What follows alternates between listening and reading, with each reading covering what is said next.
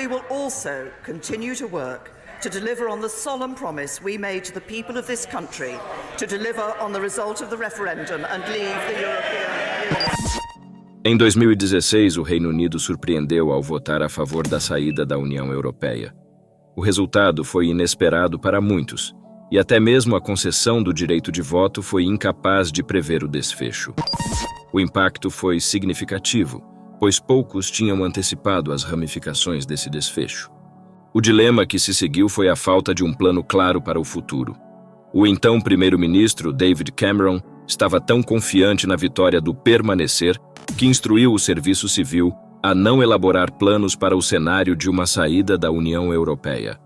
Após a derrota na votação, Cameron renunciou imediatamente, transferindo a responsabilidade do Brexit para outros líderes.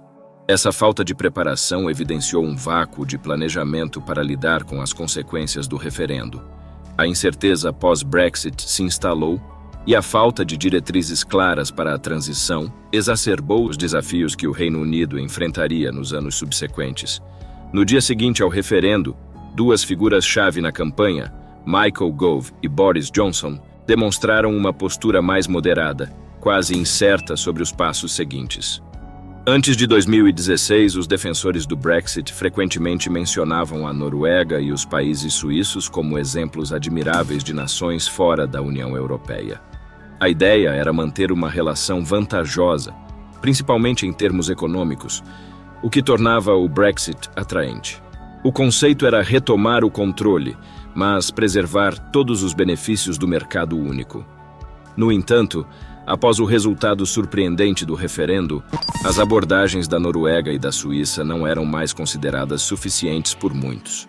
O Brexit passou a implicar a saída não apenas do mercado único e da União Aduaneira, mas também do Erasmus e do Horizon. Surpreendentemente, uma considerável parte da imprensa britânica apoiou essa forma mais rígida de desvinculação do Reino Unido. O desafio surgiu quando, após a campanha simplificada para a saída da União Europeia, a questão de como proceder tornou-se notavelmente complexa no Reino Unido. Habitualmente beneficiado por acordos especiais de adesão, como isenções no uso do euro, dispensa das regras de Schengen e até mesmo um desconto financeiro, ficou evidente que, ao sair da União Europeia, o Reino Unido não poderia manter os benefícios anteriores. A expectativa do Reino Unido era negociar diretamente com os governos nacionais, buscando, por exemplo, concessões especiais para os exportadores de automóveis alemães no lucrativo mercado britânico. Entretanto, essa abordagem não teve sucesso. A União Europeia adotou uma postura disciplinada, insistindo nas 4 liberdades de movimento, comércio, serviços, capital e pessoas, que não estavam sujeitas à negociação. O Reino Unido teve que lidar com uma série de compensações indesejáveis, o que pegou todos de surpresa, já que ninguém realmente apreciava ou previa as dificuldades na aprovação de uma legislação para o Brexit. A primeira-ministra Theresa May optou por convocar eleições gerais, confiante de que conseguiria uma ampla maioria, facilitando assim a aprovação de um projeto de lei do Brexit no parlamento. Contudo, o resultado foi novamente surpreendente, uma vez que os conservadores perderam a maioria, tornando-os dependentes de uma coalizão com os partidos que apoiam a União. Após meses de difíceis negociações em 2019, Theresa May trouxe seu projeto de lei do Brexit ao parlamento, que o rejeitou prontamente. Foi a maior perda governamental já registrada. O parlamento tentou muitas variações sobre o mesmo tema, incluindo uma união aduaneira e um mercado comum 2.0, além de sugerir um segundo referendo, mas nada conseguiu. Era fácil dizer o que era inaceitável, mas era difícil concordar sobre uma opção viável. O referendo foi muito simples, mas negociar um acordo aceitável foi muito mais difícil. Claro que havia outro fator em jogo. Muitos defensores do Brexit e o Reino Unido esperavam que, ao sair da União Europeia, isso iniciaria um efeito dominó, encorajando outros países a seguir o exemplo. No entanto, com partidos políticos em toda a Europa tentados pelo euroceticismo, houve muito pouco incentivo para a União Europeia recompensar a saída do Reino Unido. Definitivamente, o Reino Unido não seria especial, e as recessões tornaram-se mais atraentes para outros países. O caos e os custos percebidos do Brexit foram notavelmente eficazes em escorar o apoio à União Europeia em todo o continente. No Reino Unido, o Brexit tem perdido popularidade à medida que o apoio à permanência cresce consistentemente a cada ano. Uma das principais razões para essa mudança é a diferença demográfica. Em 2023, entre as pessoas com mais de 65 anos, 56% apoiaram o Brexit, enquanto 36% foram contra. No entanto, entre aqueles com idade entre 18 e 24 anos, apenas 7% apoiam o Brexit, em comparação com 70% que são contrários. Com o passar do tempo, o apoio ao Brexit diminui e os novos eleitores veem poucos motivos para apoiar essa opção. O custo econômico de sair da União Europeia foi evidente logo após a votação em 2016. A libra esterlina caiu 13% e permaneceu fraca desde então, refletindo as expectativas mais baixas do mercado sobre as perspectivas da economia do Reino Unido. Essa depreciação da libra aumentou os preços de importação, especialmente para alimentos e energia, o que foi agravado nos últimos anos pela elevada inflação.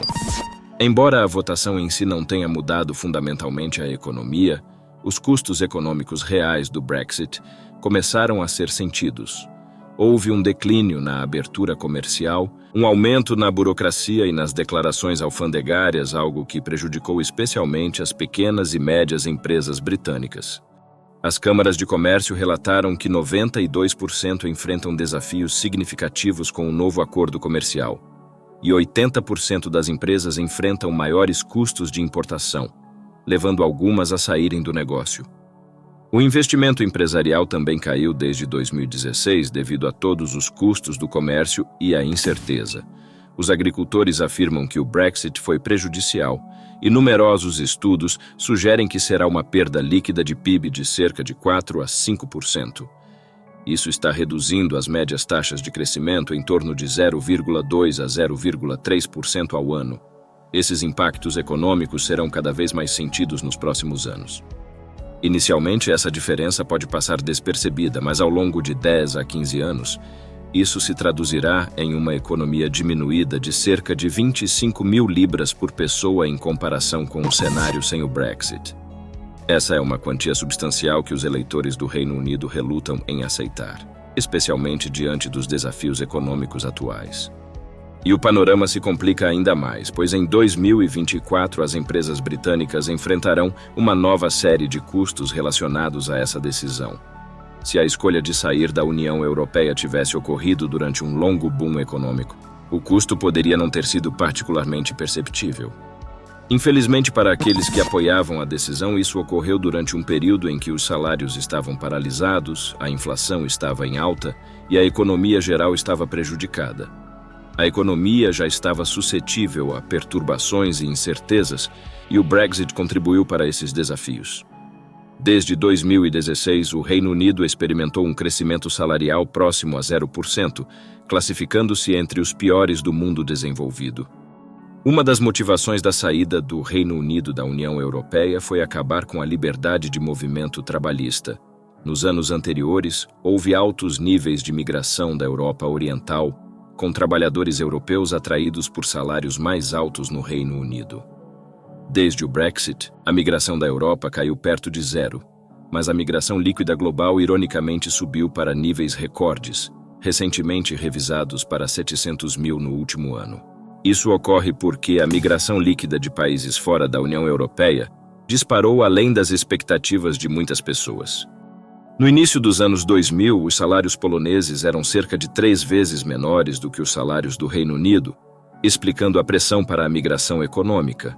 No entanto, com as tendências atuais, os salários poloneses poderiam alcançar os salários do Reino Unido até o final da década de 2030.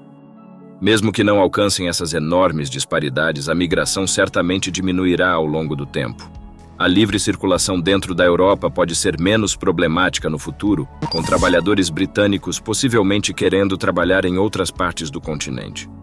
No entanto, mesmo que o Reino Unido manifeste interesse em voltar a aderir à União Europeia, seria cauteloso devido às dificuldades enfrentadas nos últimos anos.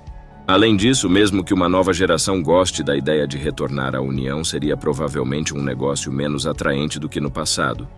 O Reino Unido teria dificuldade em recuperar suas concessões favoráveis e, teoricamente, teria que se comprometer a aderir ao euro, algo que o tornaria menos atraente. A situação na Irlanda acrescentou complicações extras ao cenário.